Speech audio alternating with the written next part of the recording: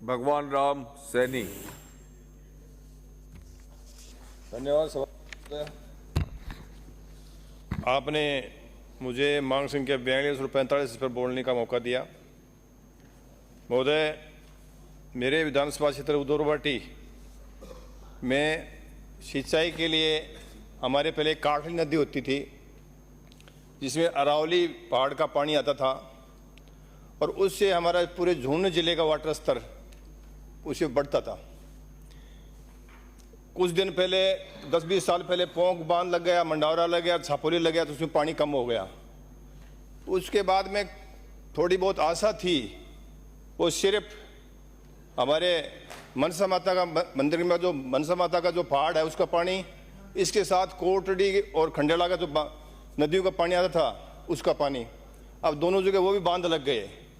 उसके बाद में अब कोई आशा नहीं है कि हमारी उस काटली नदी में कोई पानी आए, और उससे झुंझुनू जिले, उदौरवाटी और झुंझुनू जिले में पानी का जल स्तर ऊपर आने की कोई उम्मीद नहीं है। हमारा आधा क्षेत्र उदौरवाटी का पहाड़ी बेल्ट पड़ता है, आधा मैदानी क्षेत्र है, तो लगभग पहाड़ी बेल्ट तो पूरा ड्राई हो गया, कोई पानी नीचे नहीं है, पीने के लिए भी पानी नहीं है, ये खेती करना तो दूर की बात है। इसके अलावा जो मैदानी क्षेत्र है उसमें इस नड़ों का पानी जाता था, नदी का पानी आता था, काटली नदी का, वो काटली नदी को खोद के बजली जगह उसको बर्बाद कर दिया गया।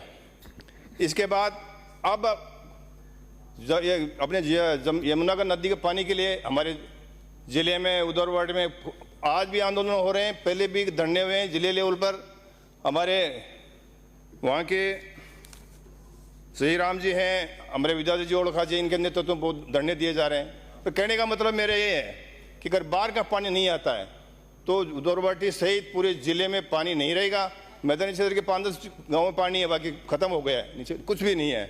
तो मेरा यही निवेदन है कि बाहर का पानी आना चाहिए, और बाहर का पानी नहीं आएगा तो वहाँ सिंचाई तो दूर की बात है, पीने का पानी भी नहीं रहेगा। इसके अलावा फॉरेस्ट की बात करूँ, मेरे 41 पंचायतों में से 20-25 पंचायतें दोनों नगर पालिकाएँ पहाड़ी बेल्ट में रहती हैं।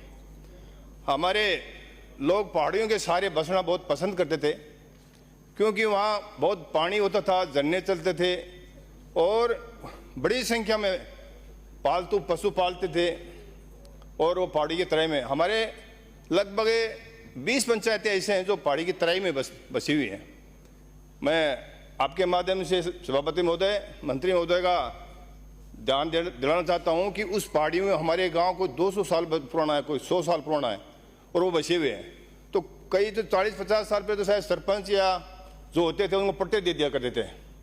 अब जाकर के लोगों को पट्टे जारी नहीं हो रहे हैं कि वो फॉरेस्ट में आ गए, वो उनको पता नहीं था उस फॉरेस्ट में। तो मेरा निवेदन है कि जो वो गांव जो 100 साल पुराने बचे हुए हैं, जो आबादी 50 साल पुरानी बची हुई है, तो उन लोगों को जो गांव में है उनको पट्टे जारी किए जाएं।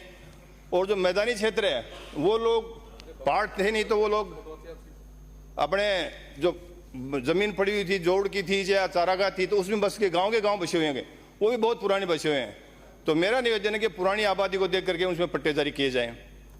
अब हालात ये हो गए कि अब पानी सूख गया, पहाड़ों में बस गए, और पशुओं के लिए पानी नहीं है। अब 12 महीने दो से वहाँ पे ये कि हमारे वो आ गया अपने कंजर्वेशन अभ्यारण्य खुल गया। बहुत खुश हुए मैं कि भाई बहुत शानदार होटलें खुलेंगे, पता नहीं रोजगार मिलेगा और बहुत बड़े हमारे विकास होगा गांव का। अब हमारे साथ जो अन्याय हुआ मैं बयां करना चाहता हूं। होता क्या है कि उस जंगल में पैंथर ला के छोड़ दिए जाते हैं। वो पैंथर हम पशु पालते थे, उसमें जाते थे, पहले तो हमारी बकरियों को उनको खाने लग गए, उनको हमने खा गए तो उनको कुछ को बेचा, कुछ को हमको घर पे बांधी, तो घर पे भी नहीं छोड़ा, घर पे खाने लग गए। हालात ये हो गए कि वहाँ बहुत सारे बंदरों के झुंड रहते थे, मोर रहते थे, और पालतू ये अपने जंगली सूर रहते थे। और अब जब वो खाने लग गए उनको, तो वो सारे वो मोर नीचे आ गए हमारे किसानों खेतों में, फिर वो बंदर भी आ गए, वो भी हमारी फसल को बर्बाद करने लगे। इसके बाद में वो बच्चे के सूर भी आ गए, वो भी फसल को बर्बाद करने लग गए। हमारे पालतू जानवरों को खा गया, पशुओं को खा गया, ऊपर से जंगली जानवर वो सारे नीचे आ गए। और किसानों को खेत बर्बाद करने लग गए। अब हम जाएं कहाँ? अब हालात इतने गंभीर हैं कि हम कहाँ जाएं? और तो और अगर कोई नील गाय और कोई सूर मर गया खेत में किसान के, तो बड़ी टीम आती है, डॉक्टर आते हैं, पुलिस आती है और हमारे खिलाफ मुकदमे दर्ज किए जाते हैं। और अब हमारी बकरियों को वो जंगली जानवर पालतू पशु घर आके खा जाते हैं, उनका कोई हालत कोई पूछता नहीं है। मतलब हमारे तो खिलाफ मुकदमे दर्ज होते हैं और उनके हमारे घर में आके पशु खाते हैं, उनके खिलाफ कुछ नहीं होता। तो उनके खिलाफ भी मुकदमे दर्ज होने चाहिए। फॉरेस्ट वालों को बोलो कि वो अपनी जानों को वहाँ जंगल में रखें। तो हमारी हालात इतनी गंभीर हो गई है कि हमारा जीना दुभर हो गया है। पहले मैंने निवेदन किया था, अब भी मैं कर रहा हूँ। इसके अलावा विकास के नाम पर मैंने क्वेश्चन लगाया। मैंने कहा भाई ये आप सभापति महोदय, मैंने कहा भाई ये जो पेंशन छोड़े हैं उसके लिए क्या किया सरकार ने? तो उन्होंने इतनी लंबी सड़क अपने दीवार बनाई है, कोई जगह नहीं बता रहे हैं। और इतनी जगह में हमने पेड़ लगाए हैं, जगह नहीं बता रहे हैं। और मैं ये भी कहना चाह रहा हूँ कि आपके अधिकारी या अपने अधिकारी जवाब सही नहीं दे रहे हैं, वो सही जवाब देने के लिए पाबंद करो, गलत देता उसके खिलाफ कार्रवाई करो। तो हालात इतने बहुत क्योंकि वो उधरवाटी की इतनी दशा खराब हो गई है जिसकी मैं कल्पना नहीं कर सकता हूँ। साथ ही किसान, हमारे छोटी छोटी पहाड़ियाँ हैं गाँव में, किसान के खेत में भी पत्थर हैं और वो पत्थर निकाल के किसान अपने काम में लेता है, उसके खिलाफ मुकदमे दर्ज हो रहे हैं। और छोटे छोटे उनके जो आवास है वो अंदर जंगल पहाड़ी बेल्ट में आते हैं, तो उनके रास्ते बंद कर दिए जाते हैं। तो हमारे 15-15 साल के बच्चों के मुकदमे लगे। और इसके साथ में मैं आपको कहना चाह रहा हूँ कि हमारे पहाड़ों में जैसे मनसा माता बहुत बड़ा मंदिर है, माड़ का मंदिर है, हमारे कदम कुंड छापोली में, तो वहाँ हम जो काम करते हैं वहाँ जैसे कोई छोटी मोटी रोड बनाते हैं तो वो नहीं बनने देते हैं। अच्छी हकीकत ही है, आपके फॉरेस्ट के अधिकारियों के पेटे जंगल वो जंगल सुरक्षित नहीं है। हमारे लोगों की आस्था है कि हम जो मंदिर होता है तो हमारे लोग वहाँ पेड़ नहीं काटते हैं, हमारे लोग उनकी रक्षा करते हैं। और उल्टा आप जब हम काम करते हैं वहाँ कोई सड़का करते हैं, कोई कुछ करते हैं, तो जैसे छापोली में सरपंच अपने कदम कुंड पे रोड बना रहा था, नहीं बनाने दी।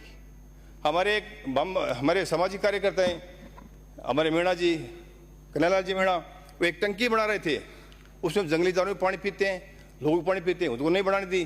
तो मेरे कहने मतलब है जब हमारे उस पहाड़ में जितने भी मंदिर हैं, भौरू जी के हैं, माता जी के हैं और माड़ का मंदिर है पोंख में, तो उन मंदिर में जो कोई काम करता है उसको काम नहीं करने देते हैं। तो इतनी हालात इतनी खराब है। इसी प्रकार से हमारी मंडावरा से लेकर के खोद तक 15 किलोमीटर रोड है, 20-21 में 24 करोड़ रुपए पास हुए। अभी तक वो डाइजोर नहीं, मतलब उसको भूमि पर रूपांतरण नहीं हुआ, तो वो पैसे खराब पड़े हमारे। तो और उससे फॉरेस्ट का ज्यादा विकास होगा। श्री अर्जुन लाल जिंगर। इसलिए मैं निवेदन करता हूं कि हमारे ये इनके लिए जरूरी कदम उठाएं जिससे हमारा विकास हो सके।